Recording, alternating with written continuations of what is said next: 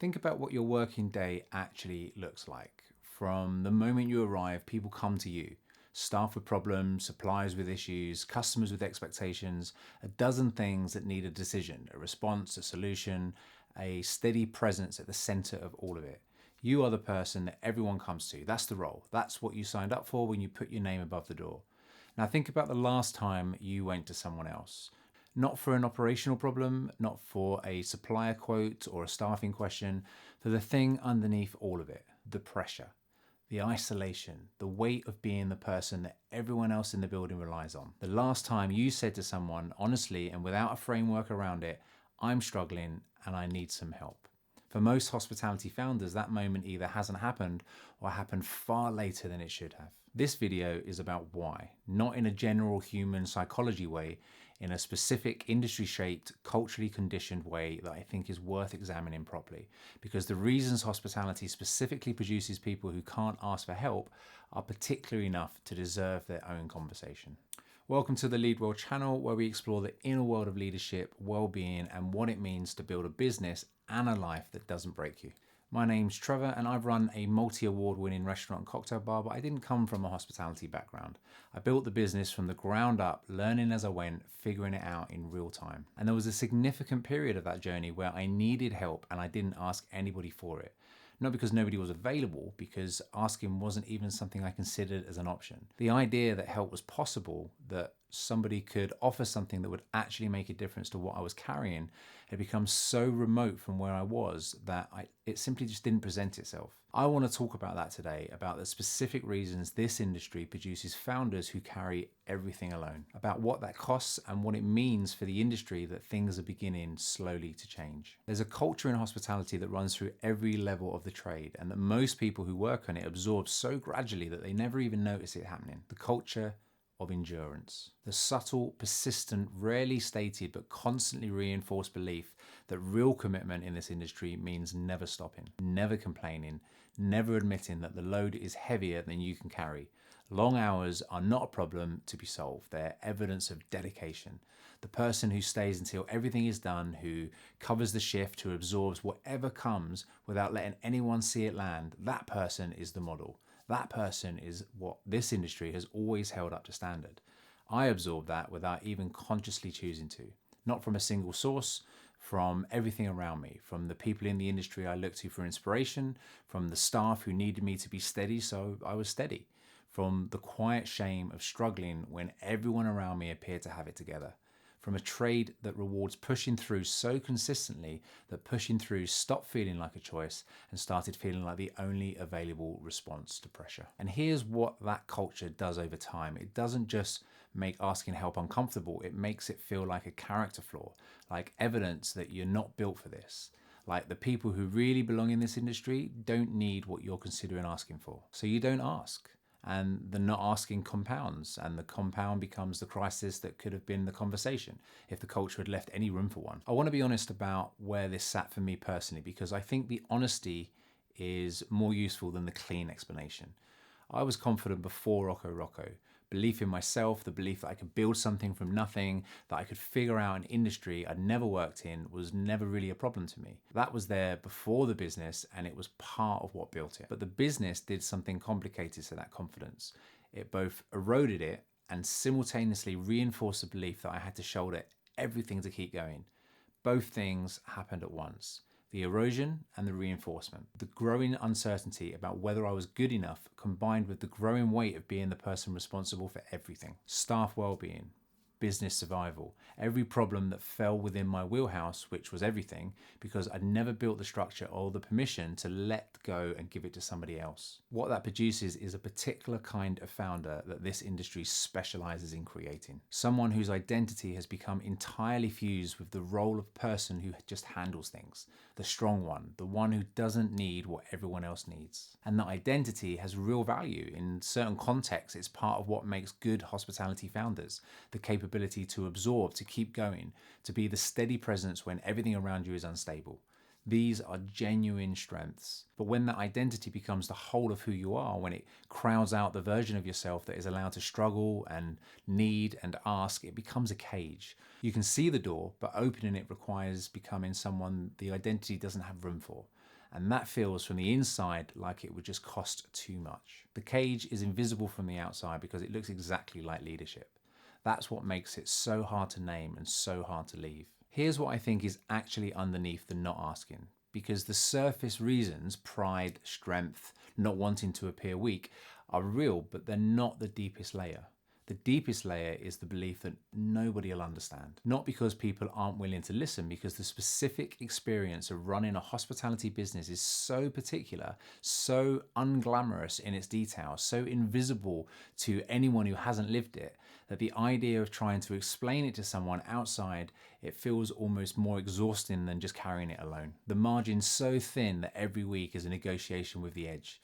The fused identity that means every bad week lands as a personal failure. The responsibility for the livelihoods of the people on your team that sits with you even when you're nowhere near the building. The specific loneliness of being the person everyone in the business depends on while having nobody in the business that you can go to yourself. How do you say it in a way that doesn't come out as self-pity or complaint or a problem that the listener can fix with a suggestion that misses the point entirely? Why bother?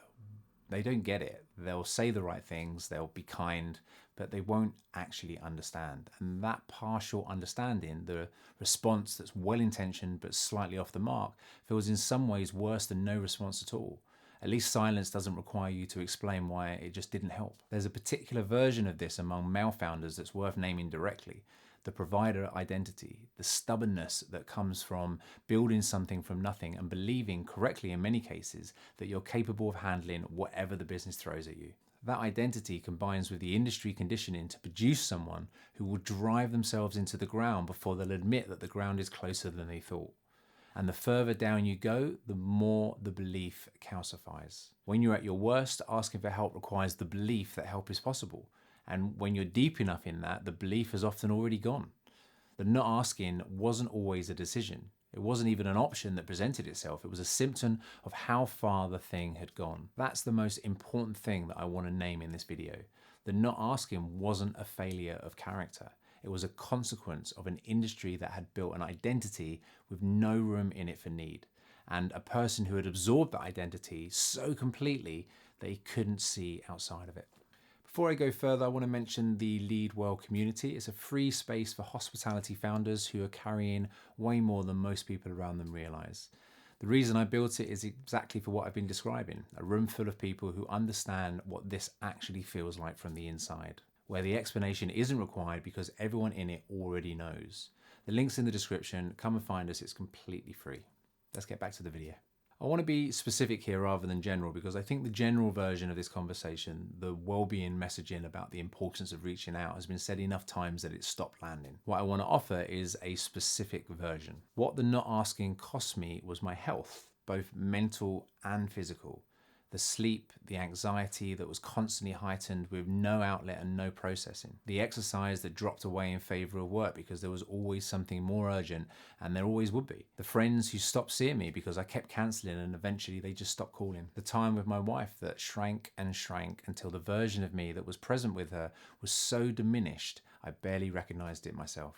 It shook me to my core, and I wouldn't wish that on anyone. But here's the thing that I only know from the other side of it. With the distance that comes from having been through it and worked through it, and now watching other founders go through it, the help that would have made such a difference wasn't a program or a dramatic intervention. It was a few simple course corrections, an honest conversation, a person who understood the specific landscape, a framework that named what was happening and pointed towards something that could have been done about it. The mountain, when I finally looked at it from the other side, was a molehill.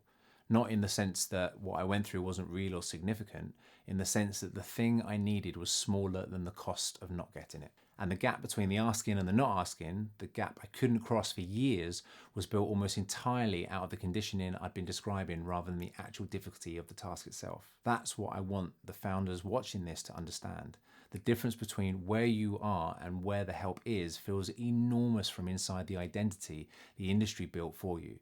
From outside of it, from the other side, it's a short walk, and the walk is worth taking. I want to spend some time here because I think it matters for where we're going rather than just where we've been. The culture of endurance is not what it once was. It's changing, Not as fast as it needs to and not evenly across the industry, but the direction is right and the forces pushing it are real. Projects like the Burnt Chef project, founded by someone who understood from the inside what the industry does to the people that was working in it, has started to create language and permission for conversations that simply didn't exist a decade ago. The fact that mental health in hospitality is a subject rather than a shameful secret is progress. Slow and insufficient progress, but progress nevertheless. And then there's the generation coming through. Gen Z won't accept 80-hour weeks without question. They won't carry the culture of silent endurance that previous generations absorbed without even examining it. They won't be told that this is just what the industry asks and that anything less is failure. And that's not a problem with the generation. That's a correction arriving through the people who haven't yet been conditioned to accept conditions that were always unreasonable. The industry needs founders who know how to ask for help, who understand that asking isn't weakness, but resource management, who can model to their teams that the culture of silent endurance is over, not because it was noble and now we've gone soft, because it never worked. It produces broken people and struggling businesses and an industry that has been quietly consuming the people running in it for decades. The founders who engage with that shift rather than resist it are the ones who will be standing in 10 years. Not because asking for help is a magic solution, because it's the beginning of leading in a way that's actually sustainable. And sustainable is the only version of this that works long term for anyone. I want to close with something practical rather than motivational, because I think the motivational version of this, the reach out, it's okay to ask, you don't have to do this alone version, has been said often enough that it's often become background noise for the people who most need to hear it. So here's the practical version. The most common reason the founders I work with give for not having asked for help sooner is that the industry told them anything less than total dedication ensures failure. What I want to say directly to that belief is that it's force. It was always force, and the evidence is everywhere in the industry, in the founders who pushed through alone and hit the wall anyway, in the businesses that struggled not because of the market or the margins, but because the person running them was running on nothing, in the cost of the not asking measured in health and relationships and years. Asking for help is not a departure from being a good founder, it's the expression of it. The founders who last, who build things that don't break them, who have a life alongside the business rather than instead of it, are not the ones who carried everything alone. They're the ones who learned that carrying everything alone is not a leadership strategy. It's a route to the exact outcome that they were trying to avoid. Here's the most practical thing I can offer. Not a program, not a framework, one question to sit with today. What is the thing that you're carrying right now that you haven't told anyone? Not because someone else can fix it, not because saying it out loud will solve it, but because the thing in your head doesn't have edges. It expands to fill the available space. It becomes, in the silence, larger than it actually is. And the moment you say it to someone who understands the landscape, even just once, even just briefly, it becomes a real and bounded thing. Something that can be looked at, something that has shape, something that, from that point, can actually be addressed. That's where asking for help starts, not with a dramatic admission of everything, with one sentence to one person who you trust enough to receive it. You've been the person everyone comes to for long enough. It's allowed to be your turn. The most isolated person in any hospitality business is usually the one at the top of it. Not because nobody is there, because the identity the industry built for them has made asking feel like failure. The strong one, the person who handles things, the founder who doesn't need what everyone else needs. That identity was never true. It was conditioning, and when unexamined long enough to feel like character. And the cost of carrying it in health and relationships and years and the slow narrowing of what feels possible is not a cost that the business or the industry or the culture of endurance ever acknowledges. It just takes. You can put it down. That's the whole message of this video. You can put it down and you can ask. And the asking will cost you far less than the carrying has. If you enjoyed this video, feel free to give it a like and a subscribe. It helps me, it helps the channel, and it helps people like us find the content that really matters. And as always, I'd love to remind you that you matter too. Don't forget that.